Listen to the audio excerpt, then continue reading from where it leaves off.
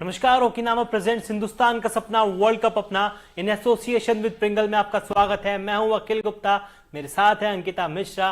और फाइनली लगातार 6 हार के बाद फाइनली बांग्लादेश का जीत का खाता खुल चुका है। बांग्लादेश ने एक शानदार मुकाबले में श्रीलंका को 3 विकेट से हरा दिया है, लेकिन इसी हार के साथ श्रीलंका का सेमीफाइनल में जाने का सफर भी अब टूट चुका है, सपना उनका टूट चुका है। लेकिन अंकिता, एक रोमांचक मुकाबला, बिल्कुल रोमांचक मुकाबला, क्योंकि एक तरफा नजर आ रहा था अखिल, जब शाकिब अल हसन और शांतो खेल रहे थे कि शायद क्योंकि 1-2 विकेट गिरे थे, उसके बाद कोई विकेट गिरा नहीं था।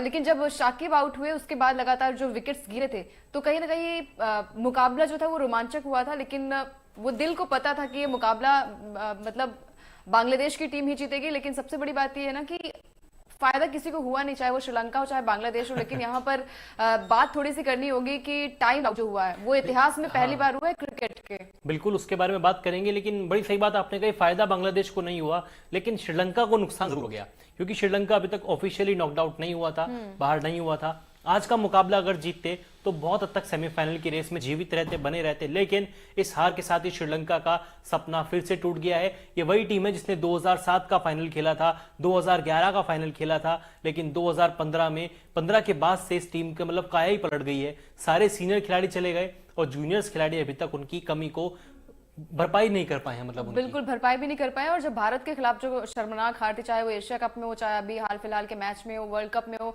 उसके बाद बांग्लादेश से ये उम्मीद थी कि शायद ये मुकाबला जो है वो श्रीलंका के खेमे में जाएगा। लेकिन यहाँ पर तारीफ करनी होगी बांग्लादेशी आज बल्लेबाजों की भी। स्टार्टिंग में तो कोई कमाल किया नहीं, जब तक उनके ये पक्ष में था कि भाई सेमीफाइनल की रेस में बने रहेंगे। लेकिन आज के मुकाबले में यहाँ पर कप्तानी पारी खेली आपके शाकिब अल हसन ने, शांतो ने भी अच्छी पारी खेली। शांतो तो हमने देखा है कि अखिल हर एक मुकाबलों में अपना 100% देते हैं वो, लेकिन आज के मैच में भी उन्होंने अच्छा प्रदर्शन किया। बस वही बात करने के लिए कुछ ज्यादा है नहीं इस मैच के लिए, क्योंकि दोनों ही टीमें जो है वो, बांग्लादेश पहले ही बाहर चली गई थी और अब आज श्रीलंका भी सेमीफाइनल की रेस से जो है वो बाहर हो चुकी है। और अब उनके लिए कोई स्थिति नहीं है करो या मरो की। श्रीलंका लिए कोई स्थिति नहीं है, लेकिन श्रीलंका का अभी भी एक मुकाबला बचा हुआ है। और वो कहते हैं ना कि हम तो डूबेंगे सनम, तुमको भी लेके डूबेंगे। तो 8-9 तारीख को इनका मुकाबला न्यूजीलैंड से होने वाला है। जो काम बांग्लादेश ने श्रीलंका के साथ किया है, श्रीलंका अपना सम्मान बचाने के लिए, मान सम्मान बचाने के लिए न्यूजीलैंड के साथ वो जरूर कर सकता है। लेकिन टीम की परफॉर्मेंस इतनी खराब चल रही है। इंडिया के अगेंस्ट देखिए 55 पर ऑल आउट हो गए। आज देख लीजिए, कहने को 280 रनों का टारगेट बांग्लादेश को दिया, लेकिन गेंदबाज कहीं पे मैच में थे ही नहीं। 210 आज अगर अखिल क्या लगता है आपको कि अगर 300 या 320 रन बने होते तो शायद थोड़े से, हाँ, अगर यहाँ पे 20 से 25 रन फालतू होते ना श्रीलंका के पास, आपने सही कहा, 300 रन अगर बोर्ड पे होते तो श्रीलंका ये मैच जीत सकता था। क्योंकि एंड में आके आप देखिए 210 पे तीसरा विकेट गिरता है शाकिब अल हसन का, जो कि 82 रनों की शानदार पारी खेली। उसके बाद शंटो आउट हुए 211, यानी कि 1 रन के भीतर इनके 2 विकेट गिर चुके थे। 249 पर 5वां विकेट गिरा, 255 पर 6ठा और फिर 269 पर 7वां। यहाँ पे मुकाबला बहुत रोमांचक हो चुका था और अंकिता तो ऐसे ही मान के चल रही थी कि श्रीलंका ये मैच जीत जाएगा। लेकिन थोड़ी बॉलिंग कमजोर रह गई, क्योंकि दिलशान मधुशंका के अलावा इस टीम की ओर से कोई नहीं चला। तिक्षाना 2 विकेट लिए, कुसन रजीता 4 ओवर 47 रन, बहुत ही खराब गेंदबाजी इनकी रही। मैथ्यूज के बारे में क्या कहोगे? 2 विकेट, देखिए 2 विकेट लिया उन्होंने, वो भी शाकिब अल हसन का, जिन्होंने उन्हें टाइम आउट का ऐलान किया था, अपील की थी जिन्होंने, और आज उन्हें आउट करके उन्होंने भी जो सेलिब्रेशन किया है अखिल, कि भाई आपने मुझे टाइम आउट किया और मैंने आपको भी आउट किया।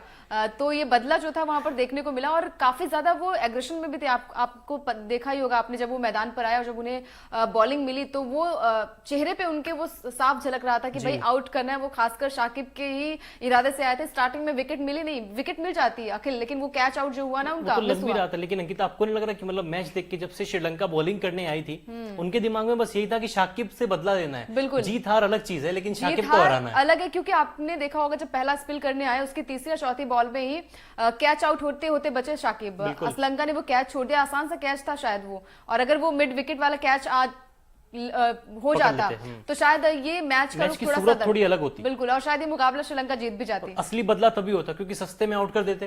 हालांकि 82 रन बना के गए, तब तक बहुत हद तक बांग्लादेश को सिक्योर कर दिया था शाकिब अल हसन ने। मतलब मैथ्यूज के जो दिल में जो आग थी वो शायद बुझी होगी उसके बाद करने के बाद सेलिब्रेशन भी था ना, ऐसे घड़ी की तरफ इशारा करके कि टाइम आउट के चल, मतलब टाइम आउट का उन्होंने जो किया।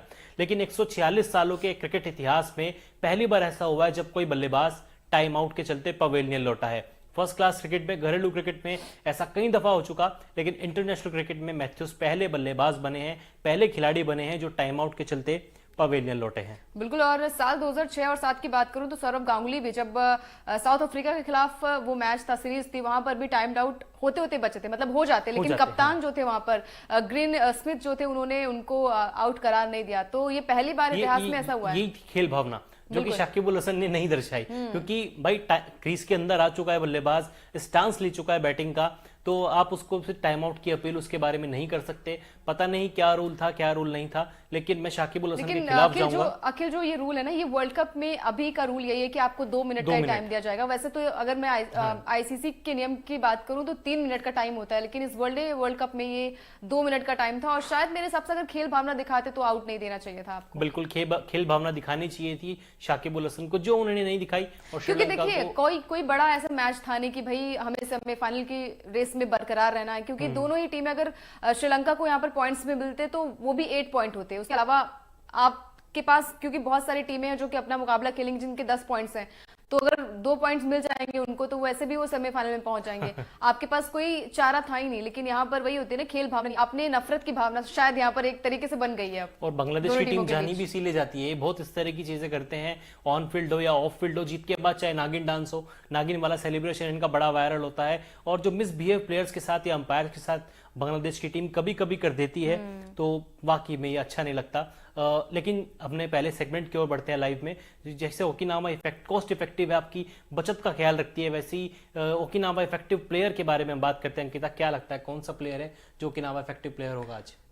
देखिए, मेरे हिसाब से तो असलंका ही होने चाहिए, जिन्होंने श्रीलंका के खिलाफ आप शतकीय पारी खेली। और आपको मैं बता दूं कि मतलब अरुण जेटली स्टेडियम जो है वो स्वर्ग माना गया है शतक के मामले में, बल्लेबाजों के लिए, क्योंकि 9 शतक आ चुके हैं। आज श्रीलंका के बैट से जो शतक आया वो 9वां शतक है अब तक के वर्ल्ड कप में। तो मतलब हर कोई बल्लेबाज यहाँ पर अच्छी बल्लेबाजी कर रहा है, चाहे भले ही सेमीफाइनल की रेस से दोनों टीमें बाहर होंगी, लेकिन हर एक बल्लेबाज ने यहाँ पर शतक अपना पूरा किया है। रोहित शर्मा ने भी इसी मैदान पर लगाए थे।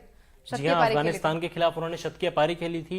और अब से कुछ ही देर बाद आपकी स्क्रीन पर दिखाएंगे हम ओकिनावा इफेक्टिव प्लेयर। अंकिता का कहना है कि चरित असलंका हो सकते हैं, मुझे भी लग रहा है कि चरित असलंका वो इफेक्टिव प्लेयर होंगे। भले ही श्रीलंका मैच हारा है, लेकिन जिस तरीके की पारी आज खेलने दिखाई उन्होंने, बहुत ही शानदार पारी खेली चरित असलंका। बिल्कुल, बहुत ही शानदार पारी असलंका के बैट से देखने को मिली है। थोड़ा स्लो मैं कहूंगी कि इनिंग उनकी रही है, लेकिन फिर भी एक अच्छी पारी देखने को मिली। शायद अगर कुछ रन्स और यहाँ पर बटोर लेती श्रीलंकाई टीम तो ये मुकाबला जो है आज, वो जो मंजर जो होता थोड़ा अलग होता, क्योंकि मतलब मैथ्यूज, बता देते हैं दर्शकों को, हमारे 105 गेंद 108 रन आप अपनी स्क्रीन पर देख भी रहे होंगे, 6 चौके 5 छक्के, 102 का स्ट्राइक रेट था इनका। वनडे में इनका ये दूसरा शतक था, एक शतक पिछले साल आया था ऑस्ट्रेलिया के अगेंस्ट प्रेमदासा स्टेडियम में, और आज ये दूसरा शतक। पूरे वर्ल्ड कप इन्होंने स्ट्रगल किया, अच्छी बल्लेबाजी नहीं की, लेकिन आज आखिरकार इनका बल्ला बोला। बड़ा मैच था श्रीलंका के लिए, लेकिन बहुत देर हो गई इनका बल्ला बोलने में। बिल्कुल, बहुत देर हो गई। और चलिए, अब तो दोनों ही टीमों के लिए बहुत देर हो चुकी थी। कोई ऐसी बात करने वाली चीज है नहीं यहाँ पर, कि बस यहाँ पर मेरे हिसाब से आज एक इतिहास रच गया कि मैथ्यूज जो है वो टाइम्ड आउट हुए। आज वर्ल्ड हिस्ट्री में इनका नाम लिखा जाएगा मैथ्यूज, क्योंकि अभी तक किसी बल्लेबाज के साथ ऐसा हुआ नहीं था टाइम्ड आउट, या फिर बल्लेबाज गेंदबाज जो भी कह लीजिए, किसी के साथ ऐसा हुआ नहीं था। लेकिन आज पहली बार हुआ है किसी ऐसे बल्लेबाज के खिलाफ की वो टाइम आउट हुए। और लेकिन देखिए, बदला पूरा कर लिया उन्होंने, ये बहुत बड़ी बात है। आज श्रीलंका इस चीज का जश्न जरूर मनाएगा, मैथ्यू साथ बड़े खुश होंगे। लेकिन जब ये इंसिडेंस हुआ मुझे समझ नहीं आया था, क्योंकि मैं अपनी सीट पर आके बैठा था, अंकिता ऑलरेडी काम कर रही थी, टाइपिंग में व्यस्त थी। मैंने पूछा ये कैसे आउट हुआ, अंकिता बोली कि शायद एलपीडब्ल्यू या कुछ हुए होंगे, तो कुछ समझ में ही नहीं आया, क्योंकि बहसबाजी होने लगी मैथ्यूज की अंपायर के साथ, शाकिब अल हसन के साथ। उसके बाद पता चला कि मामला है क्या, मामला टाइम आउट का है। तो ऐसा रेयर इंसिडेंट्स मैंने तो भाई पहली दफा देखा है क्रिकेट में। आप भी बताइए कमेंट कर आपको कैसा लगा, आपकी मैथ्यूज के विकेट पर क्या राय है, क्या वो टाइम आउट थे या नहीं थे? क्योंकि सोशल मीडिया पे तो शेम ऑन शाकिब ट्रेंड हो रहा है, और मैथ्यूज के फेवर में देखिए गौतम गंभीर ने भी बात कही है कि भाई ये सही नहीं था। बोला, वो तो बोले, सीधा बोले कि दिल्ली में बहुत पैथेटिक चीज हमको देखने को मिली है। तो मतलब मैथ्यूज के लिए थोड़ा बुरा इसलिए भी लग रहा है ना कि वो क्रीज पर थे, मौजूद थे, बंदा स्टांस ले चुका है, मिडिल स्टंप पे वो गार्ड कर चुके थे। उसके बाद वो हेलमेट लगाते हैं, तब उनके हेलमेट की स्ट्रिप टूट जाती है, तब वो जाके ड्रेसिंग रूम की ओर इशारा करते हैं कि मेरे को दूसरा हेलमेट चाहिए। इतने में शाकिब अपील कर देते हैं कि ये मतलब टाइम आउट की, तब तो अंपायर को लगता है कि मजाक में शायद ये अपील हुई है। अंपायर 2 बार शाकिब अल हसन से पूछते हैं कि क्या आप सच में अपील कर रहे हैं या फिर आप मस्ती मजाक कर रहे हैं, लेकिन शाकिब का कहना था वो सच में अपील कर रहे हैं। और उसके बाद तो देख लीजिए टाइम आउट हुए एंजोलो मैथ्यूज। खैर अब थोड़ा आगे बढ़ते हैं हमारे सेगमेंट में। जैसे आज के मैच में कई सारे कलरफुल मोमेंट और कुछ तीखी बहस भी देखने को मिली, तो हमारा अगला सेगमेंट है ओकिनावा कलरफुल मोमेंट का। इस मैच में कई सारे ऐसे पल आए जिन्होंने चेहरे पर फैंस के मुस्कान भी खेरी और अच्छा भी लगा, निराश भी किया। बिल्कुल, मेरे हिसाब से तो निराश भी किया, क्योंकि मैथ्यूज का जो विकेट था वो थोड़ा सा निराशा लगा मुझे। ये था कि भाई जब आपको पता है अखिल की मैच को कोई भी टीम नहीं अगर जीतती भी है तो किसी को फायदा नहीं होता है, तो यहाँ पर आपको टाइम आउट लेने का मतलब ही नहीं था। मतलब खेल भावना अगर आपको दिखानी थी तो शायद ये चीजें नहीं कर सकते हैं आप। और जिस तरीके से